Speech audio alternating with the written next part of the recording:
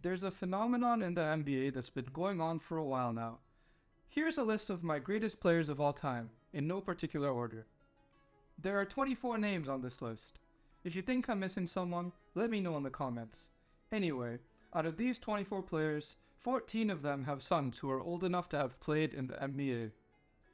Out of these 14 players, these are the ones who have a son who signed any contract with the NBA, even a 10-day.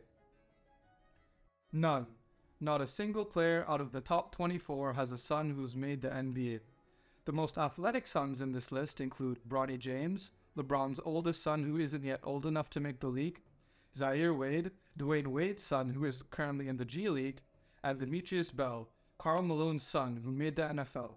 Demetrius Bell played 4 seasons in the NFL, but was estranged from his father, so he probably didn't have the pressure the other sons had. Whether it's pressure, entitlement, lack of internal drive, or any other number of factors, it's very interesting that these top-tier athletes with top-tier genes don't have athletic prodigies as children.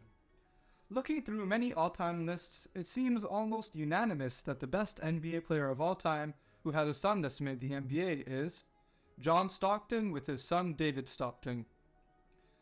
Stockton has a strong case for being the least athletic NBA Hall of Famer, yet he was able to produce a better basketball player than all of the legends above him. This is the story of David Stockton. David Stockton was born on June 24, 1991, while his father John Stockton was in the middle of his prime. He grew up with the game all around him and certainly picked up some skills along the way. David Stockton attended Gonzaga Preparatory School in Spokane, Washington. He averaged 12.4 points per game in his senior year, which was in 2008-2009. Unfortunately, the high school division he played in didn't record assists, but judging by his stats further on in his career, I'm sure his high school assist numbers were astronomical. In the 4th place game against the 1st seed in the state, David led his team to an overtime win with 22 points.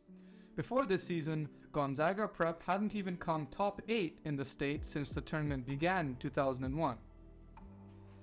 Despite this high school success, David Stockton was completely unranked as a prospect and absolutely no scouting profile exists of him online. He did, however, end up in Gonzaga University, a D1 program, which is actually the same school his father attended. He redshirted his first season and made his collegiate debut in the 2010-2011 season, where he came off the bench and averaged 4.2 points and 2.1 assists in 15 minutes per game. His production remained very similar for his sophomore and junior seasons. Finally, in his senior year, he was named the starter and averaged 7.4 points and 4.2 assists with only 2 turnovers a night. Nothing eye-popping, but pretty solid nonetheless. Comparing these numbers to his dad, however, is night and day. John Stockton in his senior season averaged 21 points, 7.2 assists, much better efficiency, and an eye-popping 4 steals a night. After David's senior year, he declared for the 2014 NBA draft, but unsurprisingly, he went undrafted. He got picked up for the Phoenix Suns Summer League team and subsequently signed with the Wizards on a 10-day contract, but ultimately got waived on October 3rd before the 10-day contract was even over. Even if David Stockton's NBA career ended right there, he'd be one of the most accomplished sons of any NBA Hall of Famer, which in my opinion is absolutely bonkers. Less than a month after he got cut by the Wizards, the G League draft occurred. David ended up getting selected in the 3rd round. He made his G League debut on November 14, 2014 with the Reno Bighorns, the Sacramento Kings G League affiliate team. David dropped a very impressive 21 points and 12 assists in his first game. His stellar play continued, and on February he was called up by the Kings on a 10-day contract. During this contract, he played 3 games for the Kings, averaging 2.7 points and 3 assists in only 11 minutes, and he shot exactly 50% from 3. Despite showing some promise, the Kings decided to not renew David's contract, and he returned to the G League. After this NBA stint, he returned to the Reno Bighorns and immediately went on a tear. In his first game back, David dropped 44 points, 10 assists, and 8 steals, leading the Bighorns to a W. The following game, he dropped an absurd 37 points and 22 assists, tying the G League record for most assists in a game ever.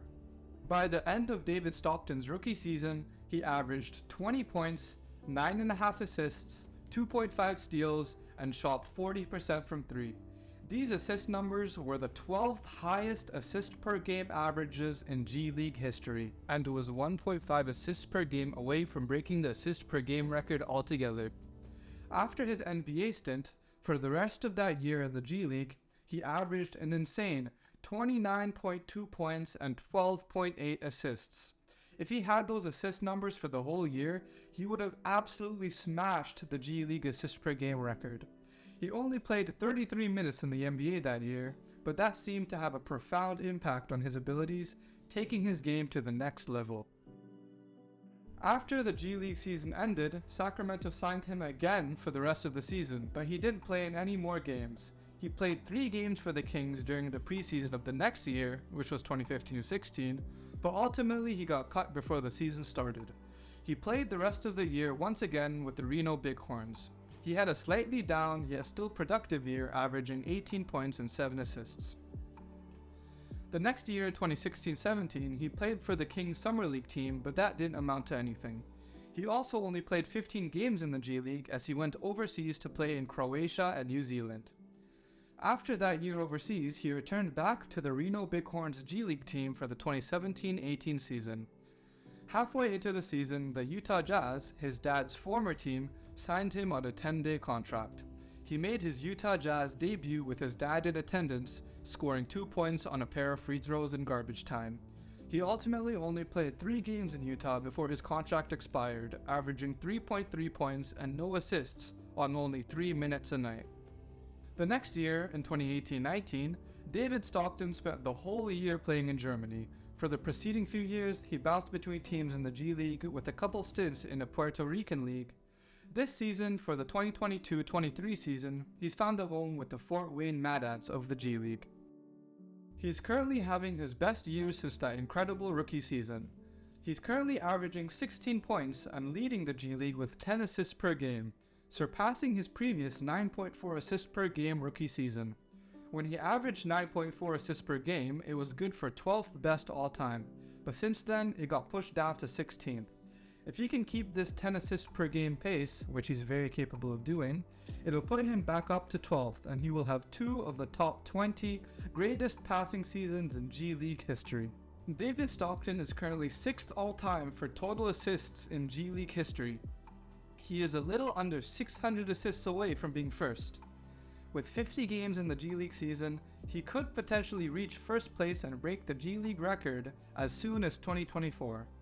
He's also currently 13th all-time for most total steals in G League history. He's less than 200 steals away from being first, and with David Stockton still in his prime, it's a very real possibility he breaks that record too. If he does accomplish this, a Stockton will be at the top of the total assists and steals leaderboards for both the NBA and the G League. That would definitely be one of the most improbable and insane stats in NBA history. David Stockton is an incredibly skilled basketball player. He's a solid shooter, he's a smart defender with fast hands, and his passing vision is otherworldly. If David was just a bit bigger, even if he was just the size of his father, I'm sure he'd have a consistent home in the NBA. He's still 31 and currently having a resurgent year, so it's possible he gets signed to a few more 10-day contracts, but at this point, it's looking very improbable that he'll be a solid contributor at the NBA level. The long-time NBA phenomenon prevails. Most people have John Stockton around the 25 to 30 mark all time. He's definitely the best player of all time to have a son that played in the league, and that son only played 6 total games. It seems to be an immutable fact that the children of all-time great players never even come close to their fathers. Will Bronny break the trend? Seems extremely unlikely seeing how good his dad is, but currently I'd say he has the best shot. If you liked this video, please like the video, and if you're interested in seeing my next video, please subscribe and turn that notification bell on to make sure you don't miss it. Thanks for watching everyone, this is the EXO, and I'll see y'all next time.